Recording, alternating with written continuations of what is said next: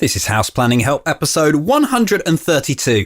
Hi there, I'm Ben Adam Smith, and this is the podcast for you if you're interested in self-build, because I'm exploring what houses we should be building in the 21st century and trying to break down the major roadblocks that may get in our way. My personal goal is still to create an energy efficient home, although I'd wanted to do this before I turn 40 this August. And looking at today's session, my guest is Peter Schneider from Efficiency Vermont. We're going to be looking at modular design and getting an overview of that. Just a quick reminder that I'm going to be talking at the National Self-Build and Renovation Show. Very excited about this. Thankful to Harvey, who's given me this opportunity. So it's on the 17th of June, 2016, 1 o'clock in the afternoon. And I think I was telling you how it was going to be on Passivhaus originally. And I might have even mentioned, but I've been thinking about doing lessons learned because I've been attempting to build a house for 4 years and getting nowhere. So I think that's what we've decided to do in the end. Yes, I've committed myself to behind the scenes of self-build and looking at the lessons that I've learnt in trying to build a house. Hopefully that will be useful to you, or at least interesting. I've got some good stories to tell. That's what I'm looking forward to the most. So we'll put some details in the show notes. And just remember, if you can't get along to this one, the National Self-Build and Renovation Centre has these sorts of events every so often. So check out their website. There may be another one coming any moment. Let's get to our featured interview with Peter Schneider from Efficiency Vermont. And I've been lucky enough to look at all sorts of houses. However, I don't think I've seen many that embrace modular design. Is there a reason for that? I'll try and find out. We've got all the basics as well. And I started by asking Peter to tell me a little bit about his background. I'm a senior consultant at Efficiency Vermont and the Vermont Energy Investment Corporation. So Vermont Energy Investment Corporation, VEIC, is a nonprofit 501c3, and our mission is really to reduce the long-term and immediate costs of energy. And we provide services internationally. One of our larger contracts is Efficiency Vermont, which is the state of Vermont's energy efficiency utility. It's ratepayer funded. So on every electric ratepayer's utility bill, there's a energy service fee, and that goes to the state, and money is allocated to Efficiency Vermont to provide energy efficiency services to all electric utility ratepayers free of charge. And we're going to be talking about modular design, first of all, because that leads nicely into what you're doing today. So can we start with just what is modular design when we're talking about architecture and housing? Yes. So it was about 8 years ago now, I began seeing some very good modular homes, which were homes that were built in a factory setting. A number of these were coming out of Canada, Quebec in particular. They met their R2000 program. They had higher levels of insulation, really great detailing. They typically work within a certain modular framework in regards to their size, simple geometry. A lot of the characteristics of a modular home lend itself to sort of a Passivhaus type of geometry, simple geometry, working within 16-foot wide modules of varying lengths. So it was always in the back of my mind that we pretty much build everything in factories outside of homes. And I saw that, we could get good homes out of our factories, both coming out of Canada, but also in the US. So about 6 years ago, began looking at utilizing a modular factory, in this case a local one that is in the northeast of the United States, to achieve the Passivhaus energy standard. How do modules fit together, if we just talk in general terms first, and then some of the complexities of Passivhaus? There are all different types of modular homes. Some are a single box, and they can be up to, multiple boxes, 6-box home, for example. But ultimately, you have your exterior thermal envelope, which is going to have your insulation, air barrier, weather barrier, siding. Where the boxes come together, if they're on the same level, you'll have a common wall, typically a 2x4 uninsulated wall where there are interior door openings or just open spaces to move from one box to the next. And literally, those boxes built in the factory are put onto a flatbed trailer and delivered to the site. They're installed off of the trailer with a crane, typically lifted and set onto a foundation. And then those boxes are slid together fastened, fixed to the foundation and to themselves. And then for those boxes that go one on top of the other, you typically, because again, you're transporting these and you're picking them up with a crane, putting a good deal of stress on those boxes, you have like a ceiling system. Say it's 2x6s, 16 on center for the ceiling of the first floor box. And then you would also have a floor system on top of that, again, for the rigidity in that you're traveling down the road and you're picking these boxes up. So you sort of have a ceiling and a floor system that connect together. And then there's a whole series of detailing that needs to take place on site with regards to air sealing those boxes together for air tightness, but also the weather barrier. And then ultimately, sometimes you're siding the whole house on site. Other times the siding comes partially done and you'll be patching in the siding when it gets to the site. And then with regards to the roof structure, there are all different methodologies with regards to the roof system. Sometimes they have tilt-up roofs. So the homes have roof systems that have a fastener that hinges down along the eave and it can be tilted up. You put a knee wall underneath that. And then on another flatbed, they delivered the upper roof systems like the gable peak portions. And literally, these homes are delivered, put together piece by piece, and they're typically airtight, weathertight after one day of installation. Forgive me if I ask some very basic questions here. Is it always four sides? These are always boxes? Well, that's a good question. The modular homes with which I'm familiar all resemble your typical home or multifamily building. We've even had some modular construction in sort of low-rise, mid-rise buildings where you have multiple stories, 6, 10 stories. But yes, typically we're talking about simple geometry. Not to say that it's limited to that, but if you're taking advantage of the modular build process with regards to cost, with regards to, getting a very good performing home to your site or building, you're working in simple geometry and putting boxes together that at the end of the day would form your typical house or multifamily building look. Is this really about standardization, or the way the factory is set up, things are just so flexible that you press a button on a computer and it will do it all sorts of different ways? You can, as I said, build anything in a factory. And there's always going to be cost implications, whether it's a complicated dormer or it's complicated geometry in the building shape that's going to have a number of different bump outs, different levels, different level floor systems, a sunken living room for those. All those have cost implications, but they can all be done, whether it's stick built on site. So, literally all the materials are delivered to the site and built, or if it's done in a factory.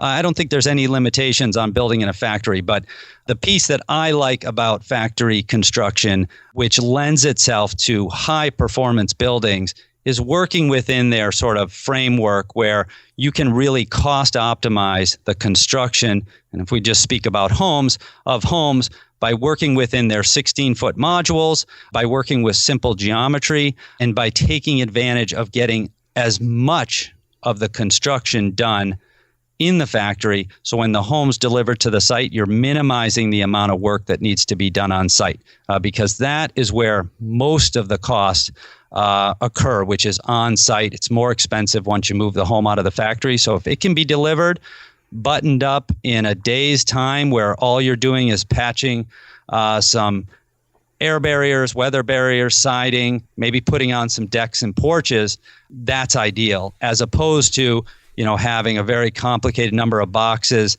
with no siding, no exterior finishes, and then a number of different roof systems and so forth that need to be built on site. How popular is this in the US? Because I have only actually seen my first modular designed home last week, in fact, when I was down at BRE, and it was following the affordability model. But how popular is it where you are? Well, I think it's becoming more popular. I would say, and I don't know the percentage offhand of, what percentage of our new, let's say, single family detached homes are modular. But where I'm working in the Northeast, it's becoming more and more popular. We're builders as well as homeowners, even architects are beginning to see the value of working with modular manufacturers.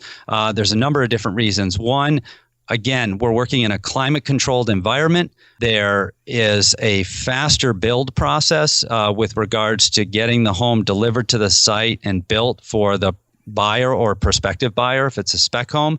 And the quality is as good, if not better, than what you can get on site. Again, because it's factory built, there's a very close eye on attention to detail in a lot of factories. I won't say that that's across the board. I would say, historically, and I'd say the industry is still working with the stigmatization that, modular is not as good as custom stick built on site. But, we've seen the alternative where modular is exceeding the quality and the creativity and the performance that we're getting with our stick built sites on home, particularly in an environment like the Northeast where we have really harsh climate. If it's not raining sideways, it can be sleeting, snowing. It's really hard to keep your building materials dry, to keep your carpenters, subcontractors happy under all the different conditions that we see here. So there's a reason that we don't deliver 1,000 different car parts into a lot and try to build a car in this climate, let alone any climate. It's the same for a house. There are a lot of challenges when you try to build a house piece by piece in the field.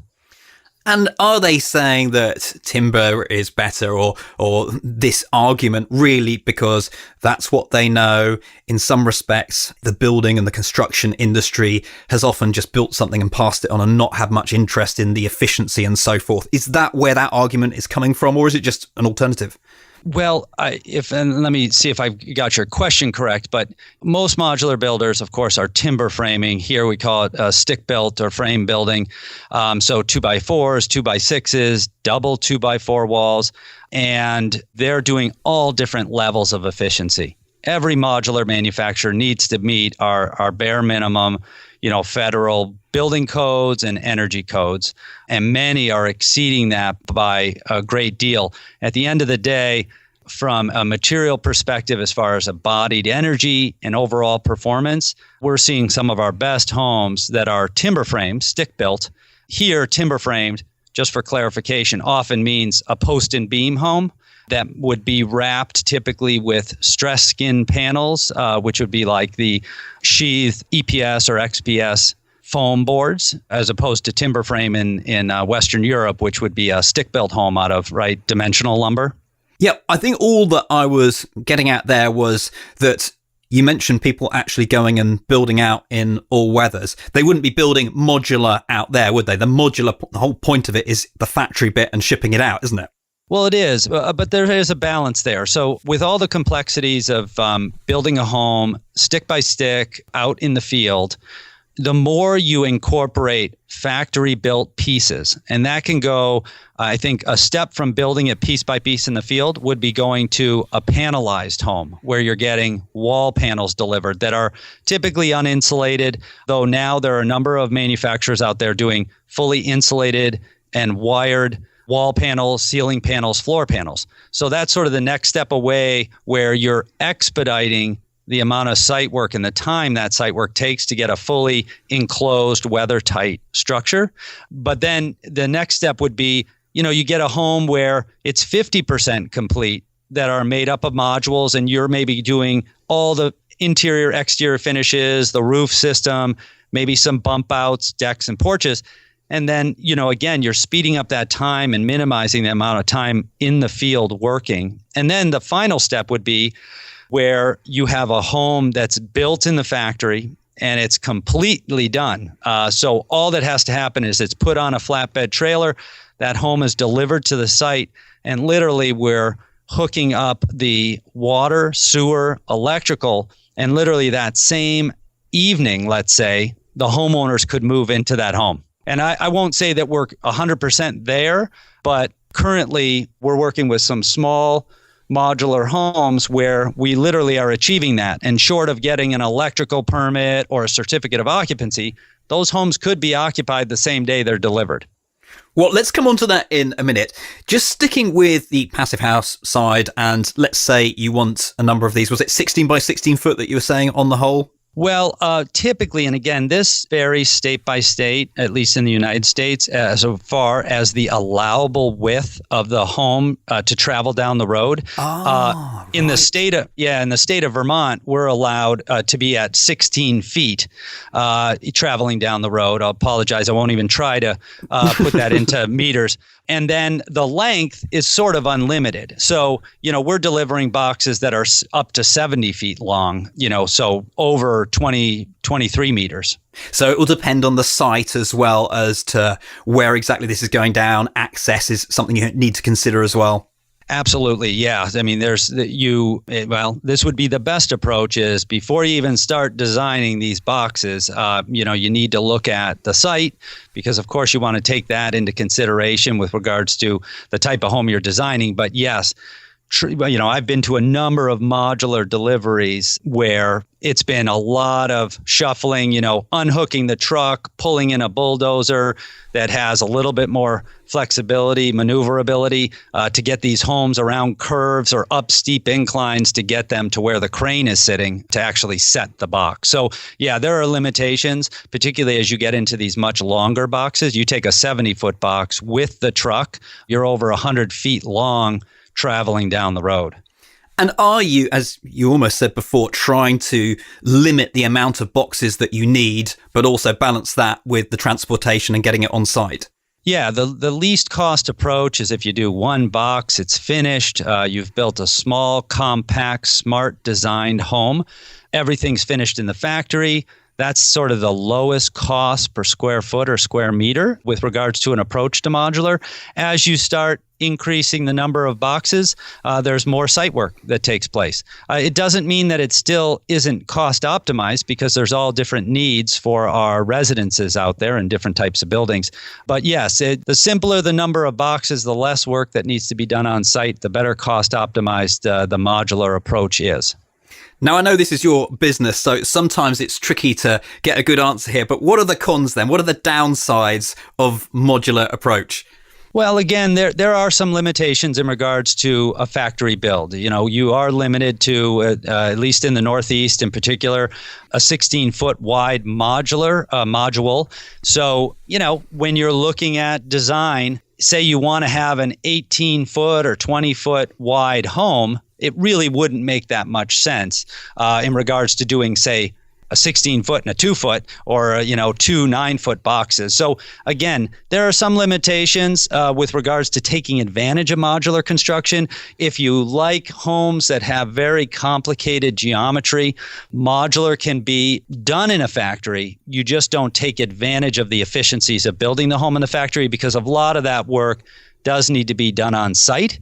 But I think that, the cons to modular, I think it's getting our modular industry the same way we need to with the stick-built industry, that a real high-performance home is the norm. So I would say our modular industry is maybe as far along as our custom home builders, our stick-built builders in the field, where there's a small group that are doing the really good homes. And again, these are the very low-load, high-performance homes that are incorporating balanced ventilation, high R-value envelopes, really looking at high-performance windows, triple glazing, in our northern climate, certainly, and achieving that air tightness. The other piece is communication between the factory and what happens on the site. So when those boxes are delivered to the site, they're installed on a foundation, what happens next? How do we ensure that we're not compromising all the good work that happened in the factory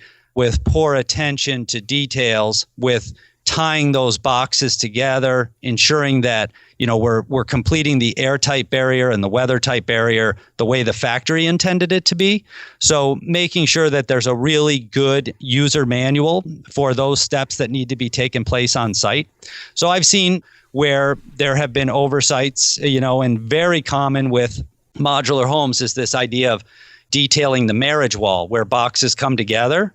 Historically, let's say you have a lot of 2-box modular homes that are sort of what we call a ranch style, low-pitched gable roof. 2 boxes come together, and there's this marriage beam that comes down the middle at the ceiling.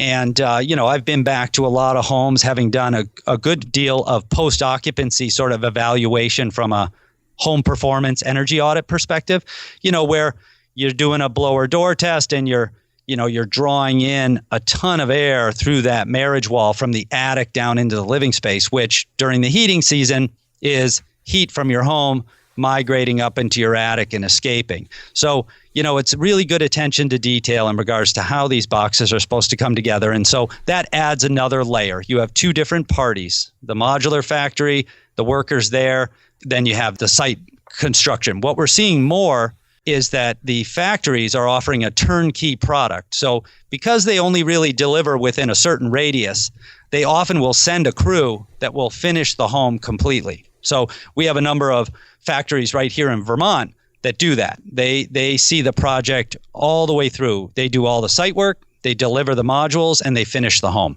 So they know everything is going to be done the way they expect it to. They're warrantying the house themselves, and any follow-up maintenance that needs to be done, punch list items, they're responsible for. Just back to that technique that you're using for the air tightness. We know that the joins are going to be the weak point. So how is that continuous air tightness layer achieved? Well, it starts with really good planning, design drawings that really call out that air barrier and identify, for instance, that red line that's going to run continuously around your thermal envelope. So that's a key, that this isn't something that is being left to the site contractor to figure out. It should be really down on paper, defined, and very clear how this one siding sheathing product is going to tie into the ceiling, how that's also going to tie into the floor system or the foundation. So there are all different strategies out there with modular builds for basically creating that nice continuous air barrier. One system to describe would be working with a sort of zip system where you're actually using a sheathing product that not only acts as your structural sheathing, but it's also your air barrier and your weather barrier. It comes with proprietary tapes. So every 4x8 sheet on your walls, at your ceiling plane, and at your floor plane, say, they're all taped and sealed together. So your windows go in, let's say it's a flanged window that's adhered to the outside, which is very common in North America. You'd be using those same tapes to tape around the windows in a shingle style fashion. And you've really created this airtight box. But again, there's a number of alternatives to that approach where they're relying on membranes that are rolled out. Very common is like a Tyvek or Ty-Par product that's taped, hopefully, and doesn't do as good a job as that rigid air barrier. But then there are some of the great products that are coming out of Western Europe, Scandinavia, which are vapor permeable weather air barriers that again use proprietary tapes that can be used to wrap the homes. So one thing with modular construction is you have to travel down the road. These homes have to be lifted up by a crane. So there are some different structural implications of that. So we need to keep that in mind when we think about how the home is going to be built. Some things that are done on site that work very well as a high performance wall system, roof system, may not be applicable to modular because you couldn't pick that home up, put the stress on it that you do with, say, 4 picking points, over a 60-foot box and set that on the foundation without having structural implications. It's interesting as well that when we first talked about this, and I have very limited experience of modular design, I was thinking that perhaps you're going to end up with a lot of steel in these. And from what I understand, you've just been talking timber the whole way. I have. There are modular manufacturers that are relying on steel to create greater open expanses for living spaces. And, I would have to say that I don't have firsthand experience of how they're dealing with that steel. From an energy efficiency perspective, that can turn into a fairly significant thermal bridge, a highway that's going to allow either heat into the building during the cooling season or allow heat out or cold in during the heating season. So, but my experience has been timber framed, and all the modular manufacturers with whom I've been working are focused on timber frame, and we're not incorporating any steel into those structures. It can be utilized, and I'm sure it can be detailed to ensure a good thermal envelope, but I don't have direct experience with it. Well, let's ask one more question, and maybe you can allow this to lead you into what you're currently doing. Cost effectiveness. I think you've said that this is one of the benefits. So why is it cost effective? It is. And there are ways in regards to incorporating modular design in a factory built structure that will allow you to reduce the cost when compared to that equivalent house being stick built in the field. Again, weather can play a role in that. Cost of site building a home can play a role in that. A lot of these modular factories are moving a lot of boxes out their door on an annual basis. They're buying a lot more of the product at a lower cost. But there's also transportation costs, of getting those boxes to the site. There's the crane. So definitely, if you were to look at modular construction, there's an opportunity to reduce the cost when compared to the alternative stick-built approach. That's not to say that there aren't great modular builders out there building really high-end, high-performance homes that we need to see more of that may be meeting cost equivalency with that same home built on-site, stick-built. So again, there's a large spectrum. There's no question that you can get a home that's built in a shorter period of time, maybe at a lower labor rate, to the same quality, but at a lower cost out of a factory than you would be if it was site built. But that is a really important piece of this, which is we have a real shortage of affordable housing in the United States. I'm focused right now, particularly in the Northeast, but we're continually looking for new ways to provide better affordable housing. Historically, affordable housing has been lower first cost, but we have seen, particularly as we're seeing more severe weather events, of course, higher energy costs, that often those lower initial costs, that is basically a cheaper home, worse air infiltration numbers, lower insulation values, poorer windows and doors, those aspects of lower cost construction lead to higher operation costs, higher maintenance costs, and actually make it very difficult for those lower income residents to build wealth. Sometimes those homes actually won't appreciate over time.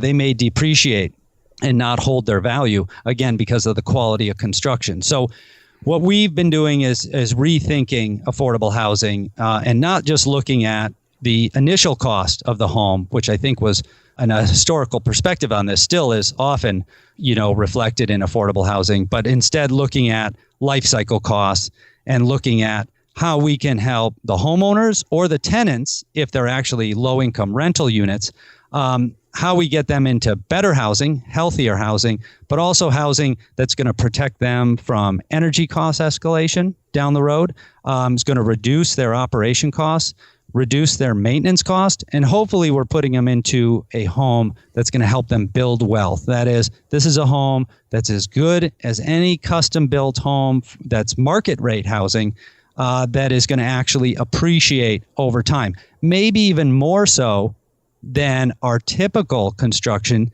because it's utilizing these characteristics that are common in Passivhaus, but higher insulation levels, great air tightness, real high levels of comfort, and superior indoor air quality when compared to our typical homes that are out there today. You mentioned rent in there. So who are the landlords here? Is this something that is done in the UK? We'd have housing associations. Is it a similar sort of thing, or are you talking about private landlords? It's both. We have nonprofit housing trusts that build and manage dedicated affordable rental housing. And we also have private landlords that manage rental housing as well. Our focus is on both groups in regards to, getting them to invest in housing that is going to serve their tenants better. And to be honest, because they're owning the building, for them, reducing operation and maintenance costs for the landlords is important as well. And then, of course, what is that asset value over time? They don't want to be getting into something that's going to be a burden down the road. They're going to be looking for a home or a multifamily building that's actually going to be building value over time because of the quality of construction. So when we talk about mobile homes specifically, I know there's one particular program that you're up to. Do they just go into landfill, all the old ones? And hopefully you're going to tell me that this next generation of mobile homes is a lot better, that will have a proper circular life. Right. So we are talking about homes that are manufactured in plants right now. Well, we've talked a lot about modular homes. Some of the stigma around factory-built homes is a result of what's called the manufactured home or mobile home industry. And that gave factory-built housing a bit of a black eye. It still does to this day. So historically, and this goes all the way back to around the 1930s, there was a real shortage of affordable housing then, just like there is now. They started literally building these mobile homes, which were delivered and set at the perimeter of cities for lower income residents. And this is carried right through. Land, fairly cheap in the U.S., development costs, fairly cheap, very different than what you'd find in the U.K. So having a factory-built, very inexpensive home delivered to a very, very inexpensive development is a great approach to serve low-income renters on the surface or homeowners. But what's happening is these homes are built in, say, 1/5 the time at half the cost. You get what you pay for. These homes are very poorly built. They're delivered on a steel chassis, and they actually stay on the steel chassis. They're built to an alternative code.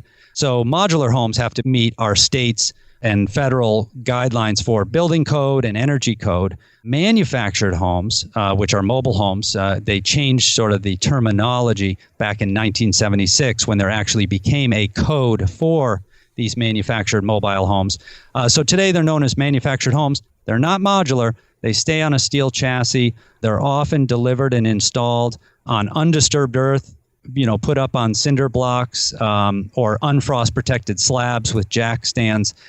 And these homes have very high energy costs, poor indoor air quality due to poor ventilation and poor product choices. And, while they may be very low cost up front, they're very high cost for the homeowner with regards to operation, maintenance, and over time, these homes are known to depreciate. So they actually lose value day one, kind of like buying a car and driving it on a new car and driving it off of a lot. So yes, we're looking at our low income sector, and we're not quite 1 out of every 10 homeowners in the country living in a manufactured home, but we're not far under that. So we have a lot of people living in these manufactured homes, and they're burdened by living in a home that's losing asset value over time, and a home that's very hard to build wealth in and actually get out of. So we have a lot of residents who will be in these homes 20, 30 years till they're really uninhabitable. So just finally, maybe you could round this off, looking towards the future. Is this a positive sign? Are we going in the right direction, or is it still a case of actually it's hard to persuade some of the owners to go down this route?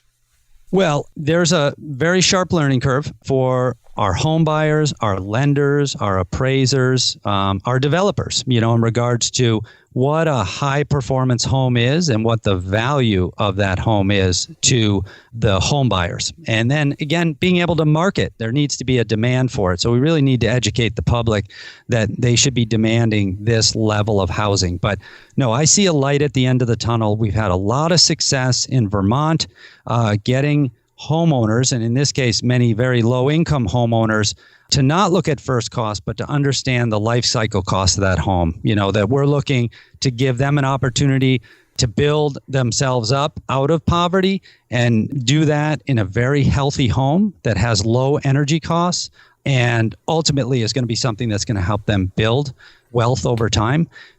Even more importantly is this idea that we all need to be reducing, our carbon footprint. We have a comprehensive energy plan for the state of Vermont that says we want all of our buildings to achieve zero energy by 2030. Right now, we're showing that in the lowest income sector, that is sort of our mobile homeowners, we can deliver a home that on a monthly basis is going to cost less than the alternative home, that is a manufactured home, mobile home. It's going to cost less month one. That is its energy plus mortgage cost. And this doesn't even factor in all the non-energy benefits like the health implications that you have living in a home with poor ventilation and high off-gassing materials. we're getting folks into homes, that have really healthy air day one, very high levels of comfort, which increases productivity. And then again, protecting them from energy cost escalation. We're doing that. And month one, they're paying less for energy and their mortgage than they would getting into a home that's far inferior with regards to its performance and health implications. Well, Peter, keep up the good work. It's been great to have a chat. Thank you very much. Absolutely. I appreciate the time, Ben.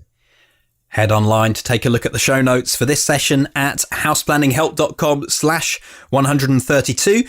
We've got a summary of everything that we've learned, also some photos of modular homes. And I know that has been the focus of this episode, but Peter clearly has a lot more to say on affordable housing and the mobile home replacement program, which I think is great. So we're going to put some more links into the show notes, obviously to Peter, to Efficiency Vermont. And if you have a comment or you'd like to ask a question, you can do that at the bottom of the show notes. houseplanninghelp.com/132. Let's just finish up on a hub update, and we've added another chapter to the Long Barrow story. This is the Passivhaus that's being built in Cirencester. So they're up to the first floor ICF, and the last time we saw ICF in the video, we didn't really go into much about it as an actual construction method. So that's what we do this time. We show the part that the ICF plays, what each bit does, the pros and cons of going down this route. And also we talk about the steel, why there's quite a lot of steel on this particular project. It's not always like that, but it happens to be here. That's why we love these case studies. We always go a bit more in depth, try to show you something visually, and we're hoping to open up more case studies in future. Also in the hub, there are the modules, there's the Facebook community and the quarterly progress calls. I'll give you more details of that at houseplanninghelp.com/join. Thank you once again for lending me your ears. I hope it's been useful for you.